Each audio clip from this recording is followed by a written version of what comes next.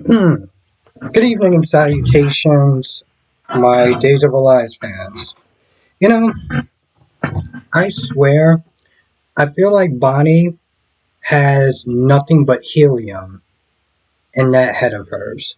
Because I don't really understand. I'm trying to understand. I'm trying to understand this scene where she goes to Leo and she's like, "Oh, I want you to sit there and write a story about the double wedding or whatever." And he's all like, "I don't know. Doesn't really seem like it's that much of a juicy story." Now, at some point, I think Bonnie kind of, confirms a little bit with Leo as far as Teresa is probably marrying him for his money, but she's like, don't write that, you know. So they find some other angle, whatever, to go with.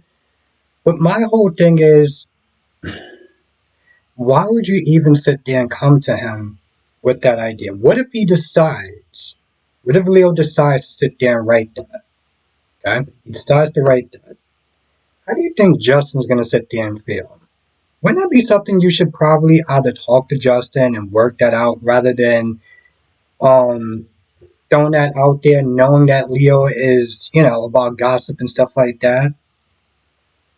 Anyway, after she goes there, she helps out Teresa and Sarah get ready. Oh, and that's another thing. Okay, I knew I forgot something.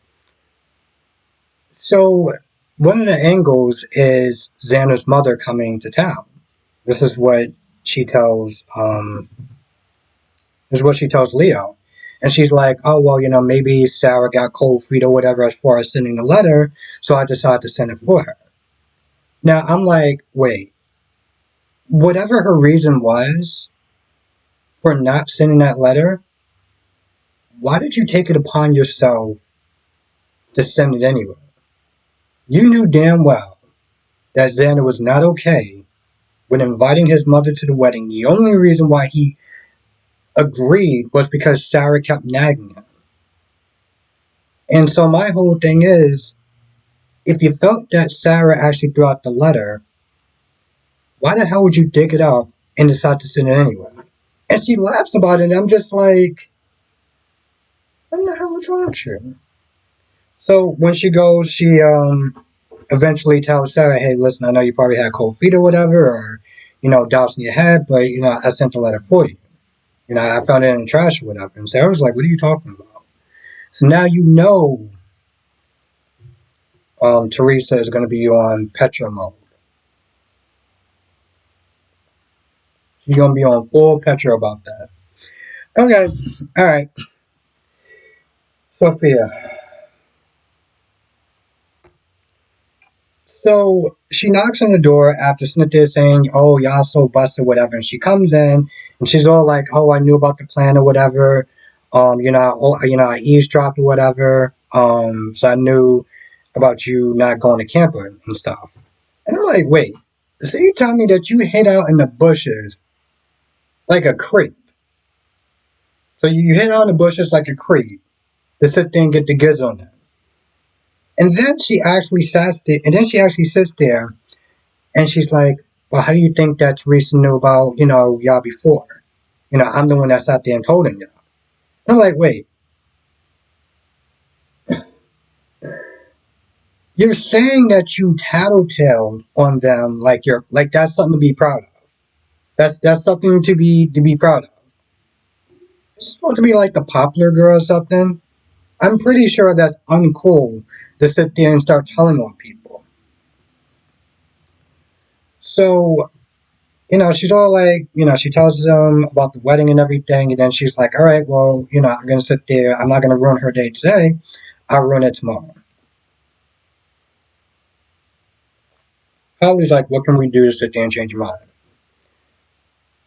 So Miss I'm too good to sit there and actually work a summer job decides to get Holly to work for her, but she's gonna sit there and keep all the money. And I'm like, this is the problem with women like her, okay? Because women like her generally tend to get everything handed down to them. Okay? They get everything handed down to them. The minute that they don't get what they want, they show their true colors. Their true, nasty, disgusting, entitled colors. So she says what she says, and Holly agrees to do it, and she leaves. And at that point, Tate's like, listen, I'll just go to camp or whatever. It's no big deal. So they're just gonna sit there and try. Again, the thing that's just so laughable, is that everything else worked. Aaron getting on the plane, Aaron actually checking into school with Tate's ID. All that just worked out. But she is the wrench in their plan.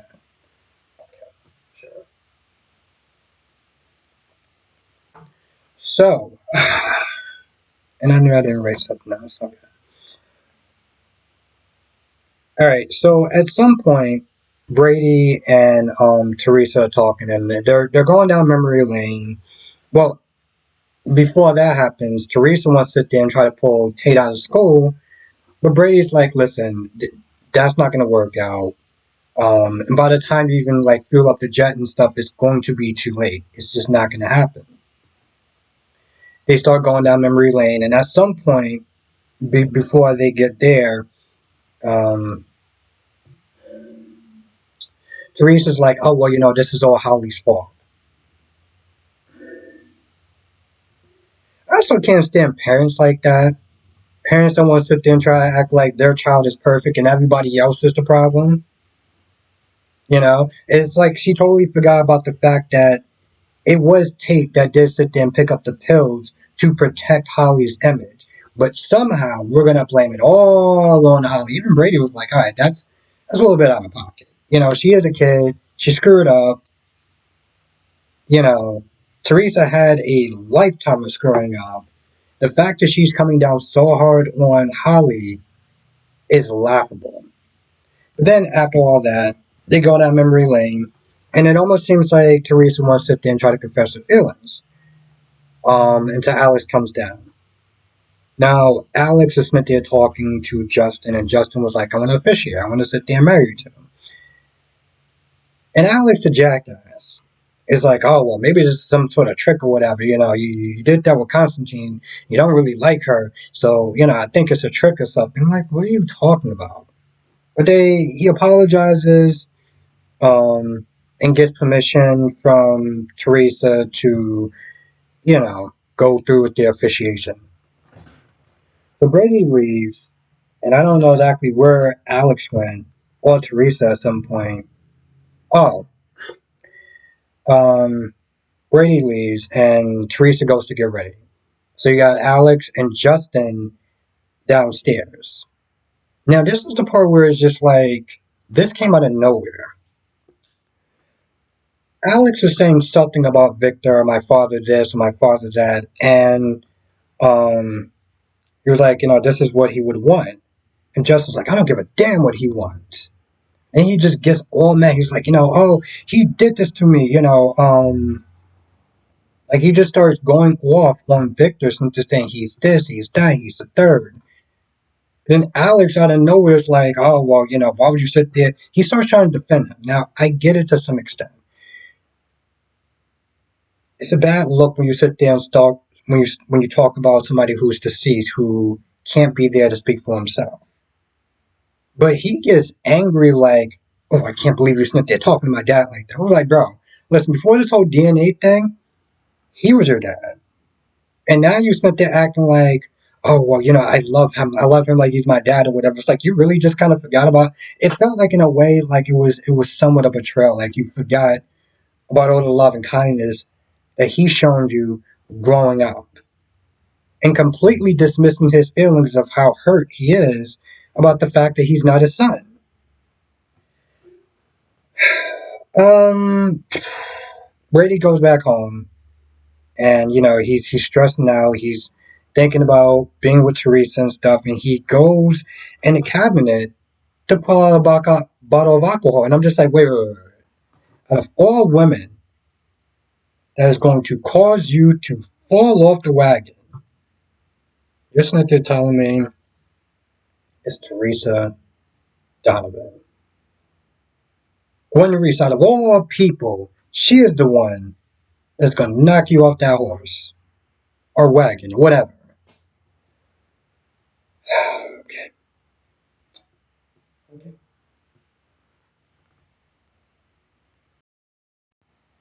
And then there was a minor scene with Xander and Sarah talking about the big wedding day. Um, Maybe Alex should sit there and pay for the whole thing since he got all that money now. And the fact that they didn't sit there and hear anything back from Xander's mom, he was like, well, that's not exactly a bad thing. He makes a joke or whatever. He's like, no, I get it. You want her to be there for Victoria. I'm just like, I feel like that's such a really sad, pathetic excuse. Knowing how Xander feels, knowing that there's a good chance when she does get there, she's still on the bottle. And you want her to be around your daughter? You really feel you want her to be around Maggie because Maggie is just going to sit there and be able to help her. I feel like that's kind of a stretch, even for days, but you know what? I've also heard that they had aliens in the show, so you know what? Whatever. Now, I feel like that's pretty much about it. If I missed anything, write it down in the comment section below, and I'll see you in the next video.